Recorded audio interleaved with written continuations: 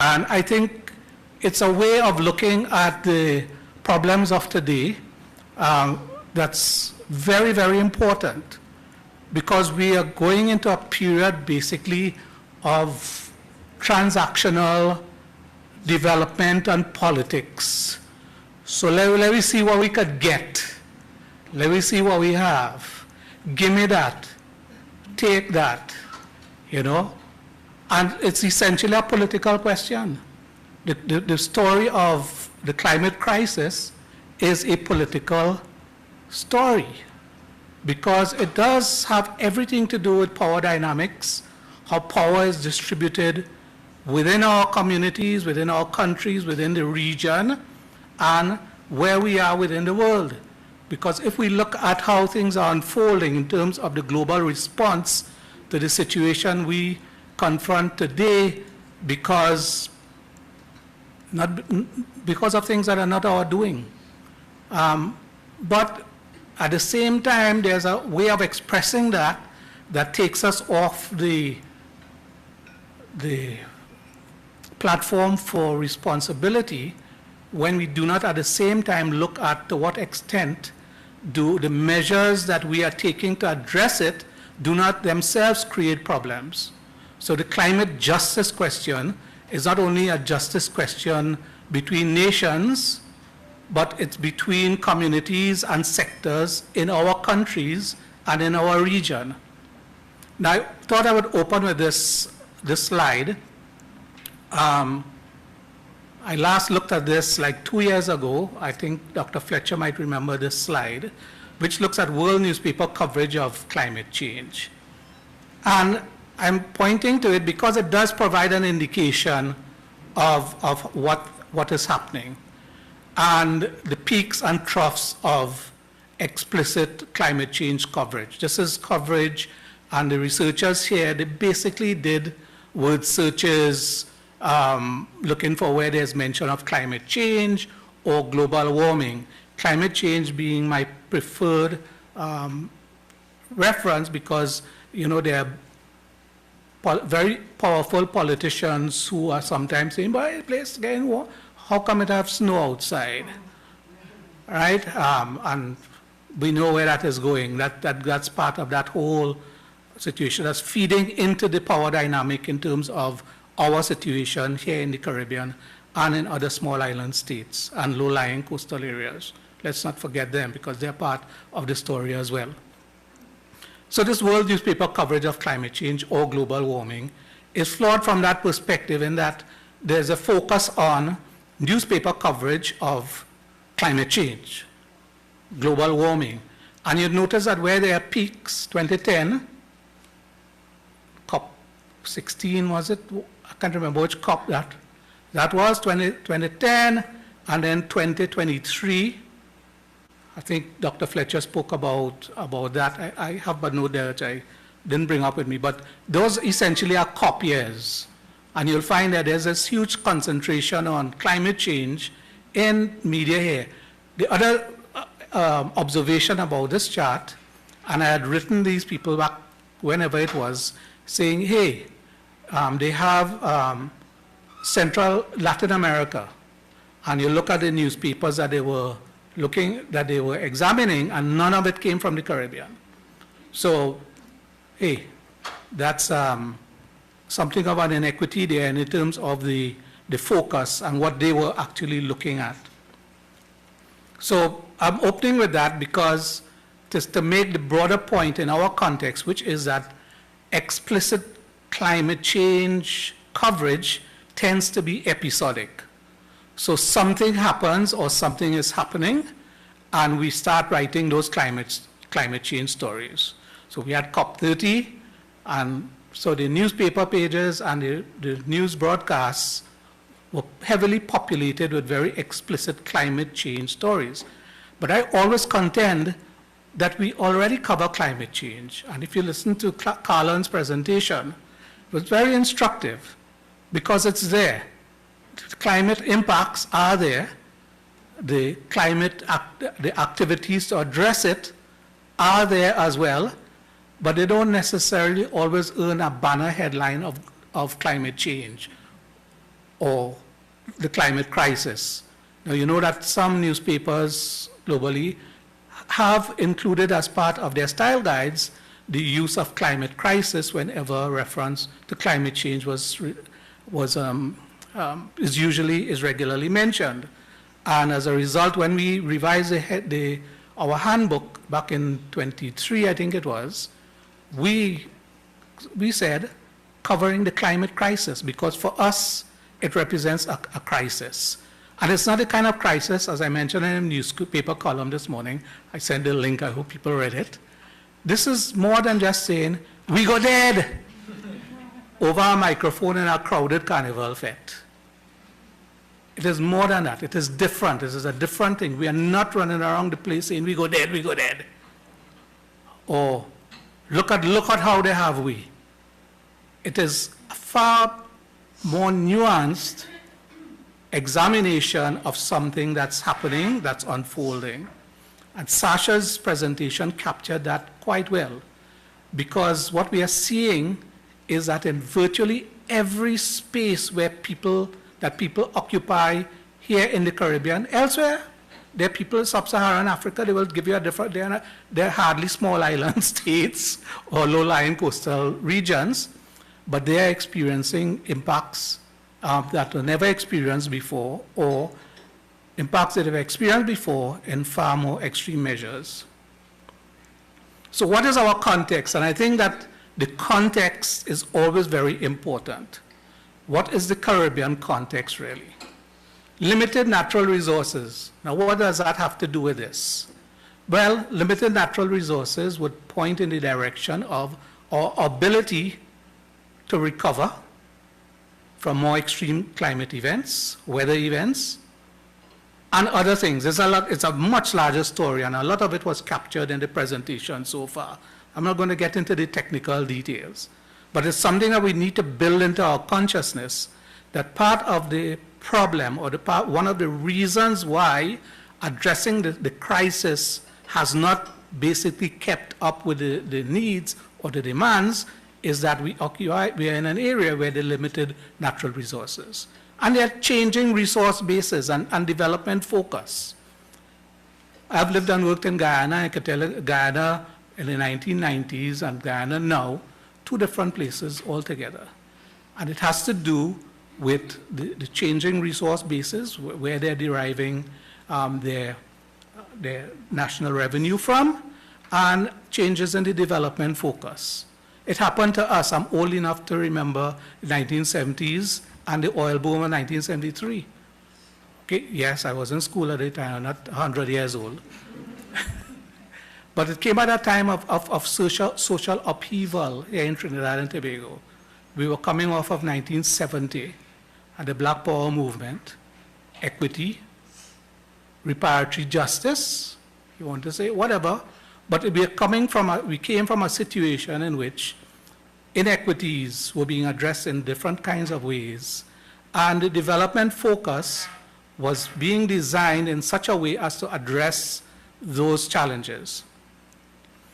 Another thing you would notice that throughout the Caribbean, in those areas where you have populations, the capital centers, etc., we have generally high population densities.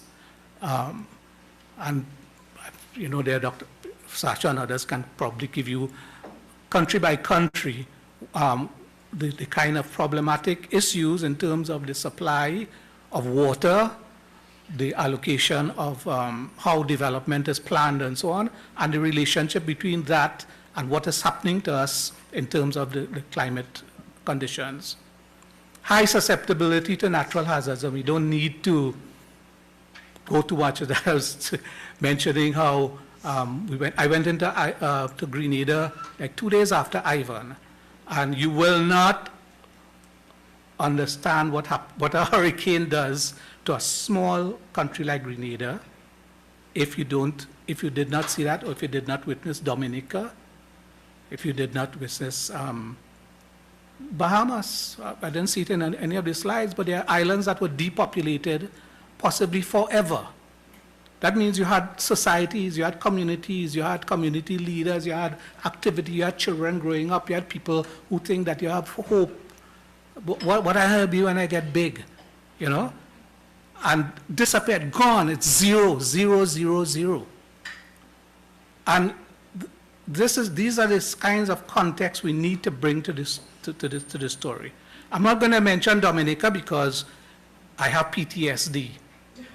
Okay? I was speaking about it the other day when we talk about mental health and journalists, and I don't survive it.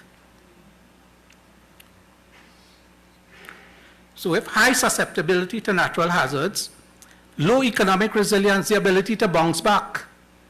So you put these things, and that's the context. That's the context. There's more. Poor infrastructure in vulnerable areas. Now, we did a story at MIC on building back better, and that was in relation to Dominica. Because it is one thing to recover, to say you have recovered, but how? Post-Melissa in Jamaica, St. James, St. Elizabeth, the Black River area, and so on. Yes, people are coming back together. One of our colleagues, Natalie Ligo, is in Jamaica right now, and her family house, family residence is in St. Elizabeth, and even though the electricity company is posting a 99% return of electricity, what about those buildings where you can't, the grid is there, electricity flowing there, but it can't come to your house because the post gone, your roof gone, you still have to pay to rewire, la. So poor infrastructure in vulnerable areas. St. Elizabeth, the most wooden structures in Jamaica are concentrated in that parish. And that's exactly where Melissa aimed. And so poor infrastructure in vulnerable. Let's snap out of this dream that something will happen, okay? Underdeveloped support systems, insurance and financial sectors. I remember post-Ivan, I was doing a story for IPS. Jewel, you shrink for IPS cell. And I was looking at this precise question of insurance. So what happened to people insurance, whatever? And then I just gave the example of the Montego Bay Chamber of Commerce. And if you go up and down the island chain, you will see that insurance is not a natural part of business for a lot of people, you know. Perhaps the majority, and especially since we have a situation in which the small and micro enterprise sector is growing. Post-COVID, it grew, and it continues to grow, but you also have rising informality.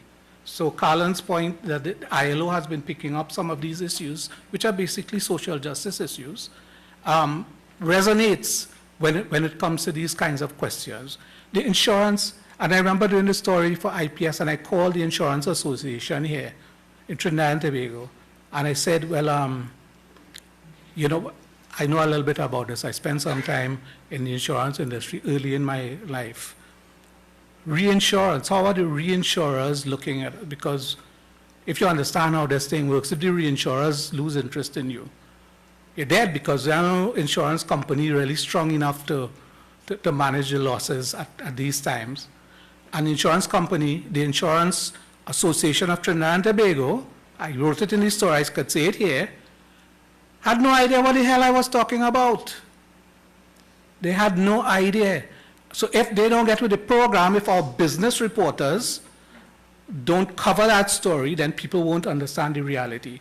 And there's a growing number of businesses that are being established without insurance cover.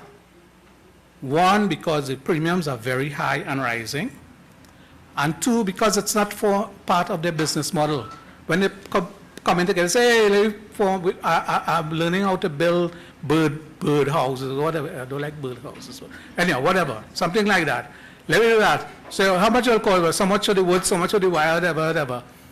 Insurance premiums don't enter that picture at all. That's not part of the business model. Geopolitical entanglements, and I did that. This was in my presentation back in 2012, whatever it was. Is our interface on the question of the climate crisis one such that it is being led through the geopolitics by narratives in the bigger, better developed countries? Well, what are you worrying about, man? that ain't real. So we saw it. Everybody here probably followed the UN General Assembly and the contribution, and one particular country contribution where nationally determined contributions was categorized as a needless bother that was being bullied. That was a part of the bullying of smaller countries like ours. So that's part of the story. If you look at the quote-unquote geopolitical entanglements, that's a climate crisis story, because it resonates in terms of our response to this growing crisis. Changing economic circumstances, foreign direct investment in the energy sector and so on. We got into that. I did have Petrotrin in mind, Carlin. And yes, it is a political question. It is a supremely political question, because it is not simply a matter of closing a facility or one facility or something being here today and not there tomorrow, and that is the end of that. It's a whole broader picture covered by our media here, but not contextualized against the backdrop of resilience, economic resilience, and what we need in terms of taking us forward as a country. I have geopolitical entanglements there because I was reviewing this, and it stuck in my brain because of current events so much that I had to put it twice.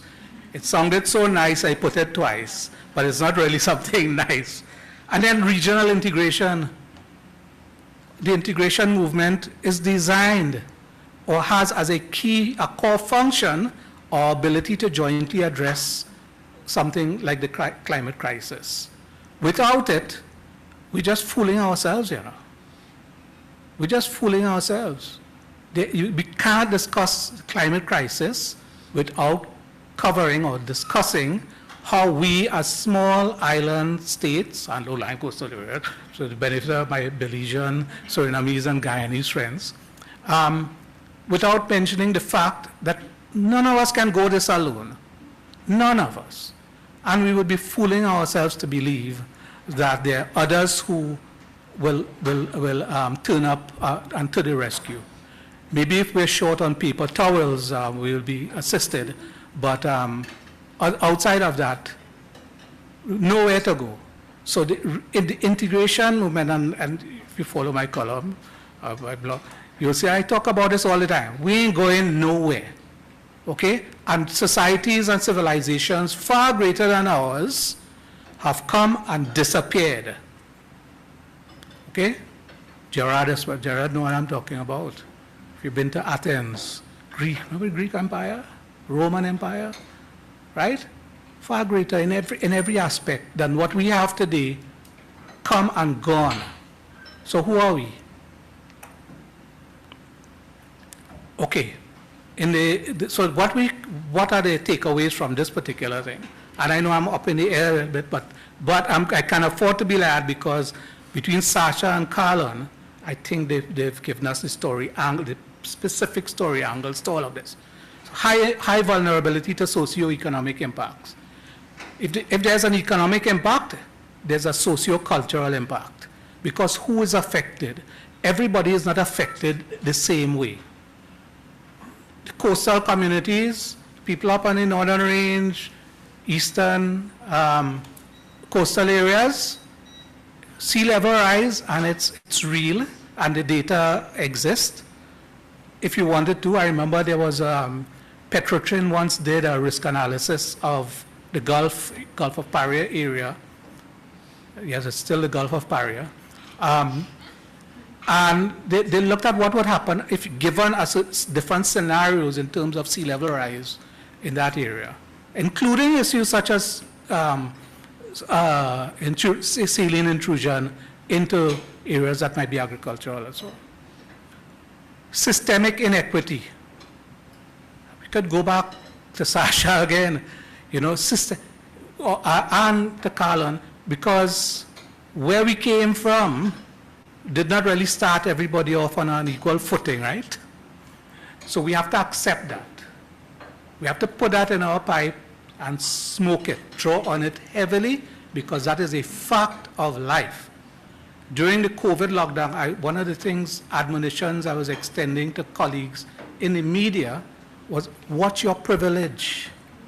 We were receiving curfew passes. That don't mean that was the case for everybody. We had access to the officials and the politicians at the press conferences. Those are privileges. We claim it as rights because as journalists we can assert a right to have that information, to be able to transmit it to our audiences. But we had to be careful about our quote-unquote privilege. And we have problematic policy transitions throughout the region. How is Guyana managing its transition? And that's another key word to bear in mind, because there's a way, and I think it was Sasha mentioned, Dr. Fletcher, the notion of just transition. It's transitioning because we have systemic inequity at the global level, at the regional level, and at the country and community levels, where everybody don't have equal access to everything. So it's, anytime there's a decision for us to move from one phase of development to the next, it's almost guaranteed to be uneven and unequal. Likewise, with the just transition from where we are today to a low carbon reality, it's not going to happen to everybody in exactly the same way. Now, I think that we already do cover these kinds of issues. We probably don't target as climate change or climate crisis or anything, but we are, throughout the region, experiencing these economic transitions where we are moving from one sector, emphasis on one sector, to the next, and these things are not having equal impacts. And we need to capture that because that's where the stories are. If there's a loss of economic opportunity because of sea level rise or because of warming ocean temperatures, and the fishermen are not catching, they're not getting the catches that they used to get before, and the younger people, well, that is not really in my future. I'm going to look for a work in Port of Spain or San Fernando or Kingston or Kingstown or wherever. Then you have the disappearance of economic opportunity. You have the erosion that would take place with respect to the socio-cultural makeup of these different societies and communities. And we need to report on that. We need to keep an eye on that, because the question of just transition is not only a question of low carbon, of where we are, carbon emissions to low carbon, but it's also a transition from one state of being to the next. Okay? It's some up there, but we see it in the newspapers all the time, but it is not nuanced or flagged in that kind of way. So when we cover in the crime stories, to what extent is the disappearance of economic opportunity because of circumstances related to more extreme climate, weather events, destruction of our hills? Because Trinidad and Tobago, we see the smoke everywhere, right? People burning, slash and burn agriculture. You mash up prospects for long-term development in those areas. Where do young people go in? What are they going to do? Where are they going to get their money from? Now, that, don't get me wrong, I'm not saying that if you're poor, you commit poverty creates crime. But there's a link between the absence of economic opportunity and a rise in criminal behavior at that level, because we do have criminal behavior elsewhere. The development, now long time, I'm old enough again to talk, to know, I've known about the McBride Commission report. Look, Gerard knows everything. He could probably recite pages from it, of 1973 it was, I think it was, where they talk about the development role of media. I don't subscribe to an explicit developmental role. I think that if you have good journalism, there's going to be a developmental impact. And that developmental impact will come through audiences, average everyday people, asking more questions about their reality and applying political pressure, and I use political in its broadest sense here to ensure that those circumstances change. So how is that framed? The reporting needs to create the awareness about the hazardous effects of poor environmental conditions. Now, not all of it is explicitly climate, because we have throughout the region, I'll just pick one issue, waste management, both solid and liquid waste management. Highly problematic area. I remember I contributed to a document, a draft solid waste management policy with Trinidad and Tobago, the public communication aspect of it. Can't remember what year it was again and old. But that is on a shelf somewhere, right?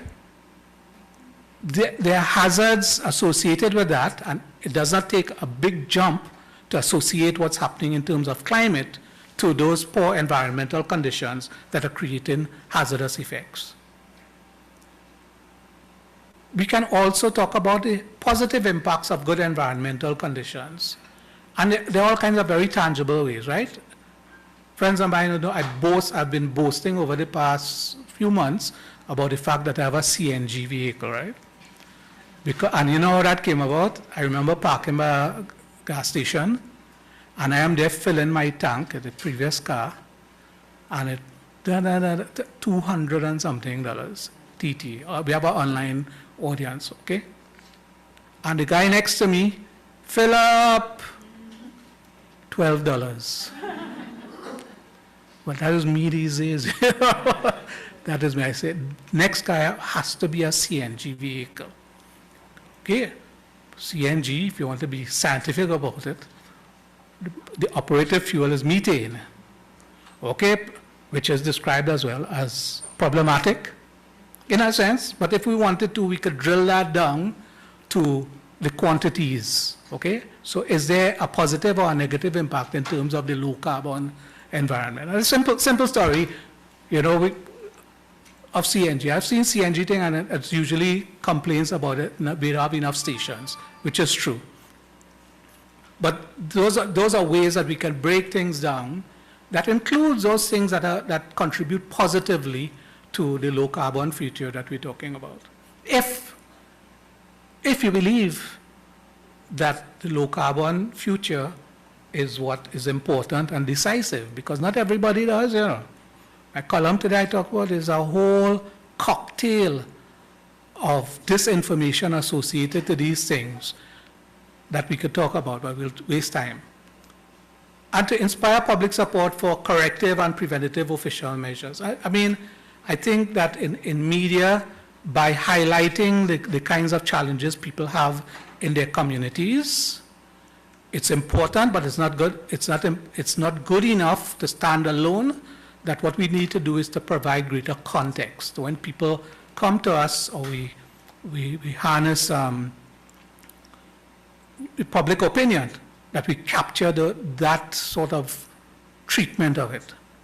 The stories, we have specific stories. Dr. Fletcher, all of the presenters before gave us specific stories for follow-up. One, issue of climate change represents a crisis. There are some media houses, as I said, not here, where the preference is to describe what is happening as the climate crisis as opposed to climate change. In my own writing, I use climate crisis. What is mitigation? What is adaptation? And we discussed that. The technical folks are here if you want to get more details on the distinction. It's an important distinction because it relates back to the just transition issues and others. Who foots the bill? So if we have to make these changes, who's going to pay for all of this? Where's the money coming from? If we need compensation, where's it going to come from? The challenges of environmental management. I talk about waste management, but water. Ryan and I had a discussion on this at COP30. Water is a big story, And not only people coming to complain, I say, water. It is a big, very interesting story, worthy of more extensive discussion, media coverage.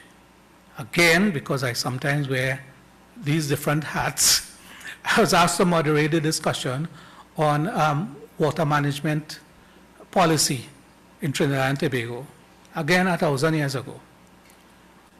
And the scientists, the technical people have the information, they have the story. We didn't take them on, because we will take on the fellow who came to one consultation, and I had to be escorted by police to my car. He came holding his baby. And he said, water. This is my child. Da la la la la. And he was, valid story, perfectly valid story, which needs to be framed in the context of water management and the fact that some traditional sources are disappearing because of unplanned development, because of all kinds of issues. It's not a matter of the water authority being evil, and then it depends on which constituency, water, whatever. The story bigger than that. If you could conceive of a story that's bigger than partisan politics, it's bigger than that. So water as a story. The environmental impacts of development projects, the approval systems, etc. Soil contamination, we were dealing with a story out of Antigua and Barbuda. I'm not sure if it's published yet, about food in the context of food security, which again, my preference is for nutrition security over food security, because I have a lot of food, belly full, but okay, what happened? You're riddled with non-communicables. So nutrition security, and the story is produced, and I said, what happened to the oil farming, the bunker oil farming that takes place when these cruise ships come in? What do we do with the bunker oil? Okay, so yes, tourism and things, plenty of people come in, right? But the ships that are bringing them, what happens to the waste oil, the bunker oil? And then you have, where does all of this fit now in terms of the global turmoil and instability we are experiencing? There's a very direct place for all that we discussed here today in terms of the global turmoil and instability.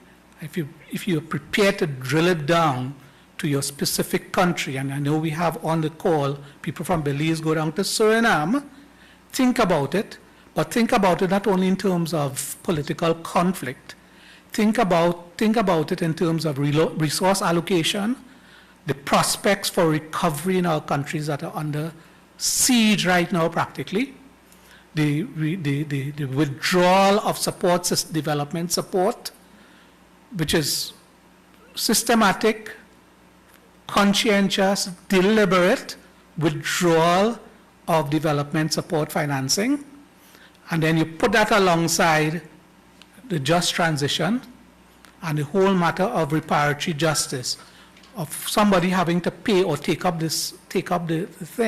responsibility for what is happening to us. Yes, there's a shared responsibility, but let us look at that now in terms of the global turmoil and instability and some of the things that are flowing out of that. Actually have about an hour more to talk about this thing, so I'm not going to get through this. Equity issues covered by the others, women and girls. Okay, the UN system is very heavy on this, and at one time I say, well, what's this bothersome thing? It's a very real story. Urban versus rural, to the extent that we can make that distinction in a lot of our countries, because there are some islands that are basically rural community, big rural communities. Migrants, how are we attending to our migrant populations and all this, and other marginalized groups? If we wanted to, MIC spend some time looking at this in terms of the migrants, the disabled, and other people with very special needs, children. Inequitable distribution of the costs, we spoke about that. Imbalances in negotiation of measures. COP30 just finished, and Dr. Fletcher, Sasha were there, and they could They can tell you about it, could give you a full story about this thing, about imbalances in the negotiation and how that occurs, where they put where we are welcome and where we are not welcome. And those are the other issues this presentation will be. I want to leave space for Ryan, who's going to come and talk to us about where we go from here, basically. So he's going to, but think about all these things. Cross-cutting, the episodic coverage is not coverage. That is, you're covering an event. Environmental activism, that in itself is not all. The scientific disagreements, what is being disagreed on or what is not being disagreed on. Human cause or anthropogenic causes are beyond debate, and I'm seeing people publishing in the public space questions about whether it's really human beings that are exacerbating an already natural thing. Political conflict, and then most of all, money. So that's it from me. Thanks a lot, folks.